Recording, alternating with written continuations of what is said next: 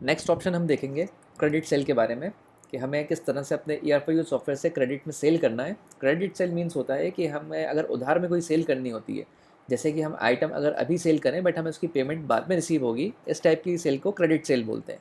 तो हमें अपने ERP सॉफ्टवेयर से वो कैसे करनी है, उसकी क्या प्रोसेस है और हमारे पास क्या ऑप्शंस अवेलेबल रहते हैं उसको करने के लिए, हम अभी इस वीडियो में देखेंगे। तो इसके लिए सबसे पहले हम अपनी सेल स्क्रीन ओपन कर लेते हैं, सेल मेन्यू में क्लिक करके। ठीक है, आप जैसे जानते हैं कि हम जब सेल स्क्रीन ओपन करते हैं डिफ़ॉल्ट में यहाँ पे कैश सेल सिलेक्टेड रहता है। अब सबसे पहली क्वेरी हमारी होती है कि हमें नहीं पता होता कि कस्टमर हमें कैश में पेमेंट करेगा या क्रेडिट में पेमेंट करेगा। तो एक क्वेरी होती है कि हम इसको किस तरह से स्विच करें, या अगर हम आइटम ऐड कर लेते हैं, ठीक है, बाद में कस्टमर कहता है कि मैं पेमेंट नहीं दे रहा अभी वो, या पार्शियल पेमेंट देगा, ठीक है, तो उसकी क्या कंडीशन रहेगी। तो इसको आप डायरेक्टली स्विच कर सकते हैं। हम अब इसको अगर हम कैश के अंदर कोई बिल बनाते हैं, फॉर एग्जांपल हम डिफ़ॉल्ट में यहाँ पे कोई हमने आइटम ऐड कर लिया, ठीक है, हम यहाँ पे 3 आइटम्स ले लेते हैं, हमने ऐड कर लिया, ठीक है, हमारा टोटल बिल हो रहा है अभी 430 का। बट अब कस्टमर हमसे कह रहा है कि हमें अभी वो पेमेंट नहीं कर रहा, या हमें पेमेंट बाद में करेगा, या हमें अभी पार्शियली पेमेंट मिल रही है। तो हमें इसमें घबराने की ज़रूरत नहीं है, हम डायरेक्टली इसको यहाँ से हमें फिर से आइटम को जो है रिमूव नहीं करना है और क्रेडिट में नहीं स्विच करना है। हम डायरेक्टली इसको अगर क्रेडिट सेल में क्लिक करते हैं तो ये हमारी सेल क्रेडिट में कन्वर्ट हो जाती है और आइटम्स आपके वहीं के वहीं रहते हैं। ठीक है, तो इसके अंदर आपको किसी तरह से कंफ्यूज नहीं होना है, डायरेक्टली आप क्रेडिट सेल में क्लिक करें तो आपके जितने आइटम्स हैं वो वहीं के वहीं रहेंगे और आपका मोड जो है वो कैश सेल से क्रेडिट सेल में हो जाएगा। ठीक है, तो ये उसकी प्रोसेस होती है।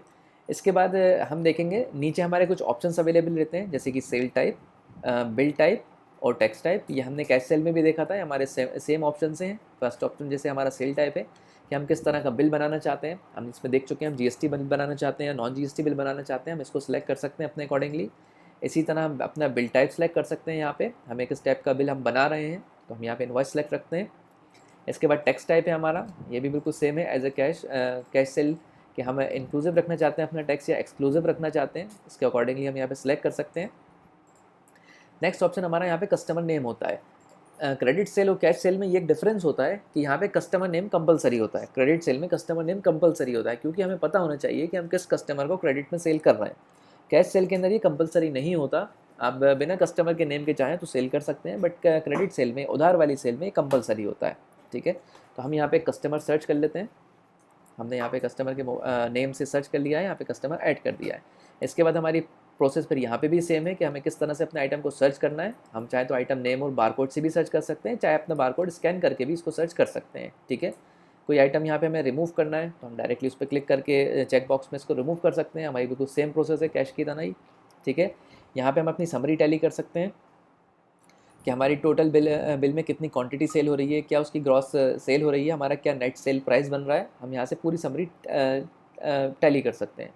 और यहाँ पे इसकी प्रोसेस भी सेम है, अगर हमें कोई ऐड अदर चार्जेस अपने बिल में डालना है, ठीक है, हमें ऐड करना है अगर कोई न्यू चार्जेस, तो हम यहाँ पे इसको डायरेक्टली अमाउंट के कॉलम में क्लिक करके इसमें अपनी अमाउंट फिल कर सकते हैं, जो कि हमारे टोटल बिल में ऐड हो जाते हैं। ठीक है, ये पूरी प्रोसेस हमारी कैश की तरह ही होती है, बट एक डिफरेंस इसमें ये होता है कि कस्टमर नेम कंपलसरी होता है।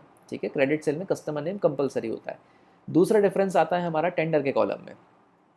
ठीक है, इसमें क्या कंडीशन आती है कि जो भी आपकी नेट सेल हो रही है, तो या तो कस्टमर आपको पूरी पेमेंट नहीं कर रहा है, पूरे हमारा अभी जो बिल बन रहा है वो 315 का बन रहा है, ठीक है, तो कस्टमर अभी कुछ भी पेमेंट नहीं कर रहा है, यानी कैश हमारा ज़ीरो है। या सेकंड कंडीशन होती है कि हमें इस कंडीशन में पार्शियल पेमेंट मिल रही है, ठीक है, 315 में से हमें 100 रुपीज़ अभी कस्टमर पे कर रहा है, तो जो भी आपकी क्रेडिट की अमाउंट है वो आप इस कॉलम में देखें, वो आपकी यहाँ पे शो हो जाती है। यानी हमें अगर कुछ पेमेंट मिल रही है, अगर कैश के थ्रू मिल रही है तो हम कैश में डालेंगे, या पेमेंट मोड के थ्रू मिल रही है तो हम यहाँ पे अपना पेमेंट मोड सेलेक्ट करके पेमेंट मोड में डालेंगे। ठीक है, तो यहाँ पे हमारी पेमेंट डिवाइड हो जाएगी, पार्शियली पेमेंट हमें मिल जाएगी और जो बची हुई अमाउंट है वो हमारी टोटल क्रेडिट में चली जाएगी।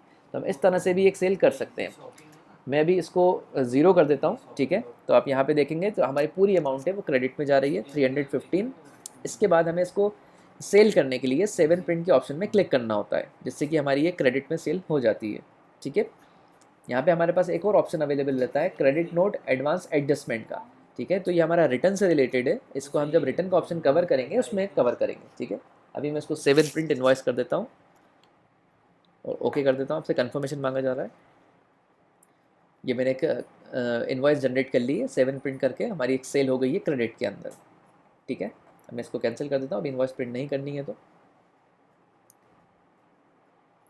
सो इस वीडियो में हमने देखा कि हमें किस तरह से एक क्रेडिट में सेल करनी है, उसकी क्या प्रोसेस रहती है और इसमें क्या चीज़ें कंपलसरी या मैंडेटरी होती हैं, ठीक है, और कैश सेल से इसमें क्या क्या डिफरेंसेस होते हैं।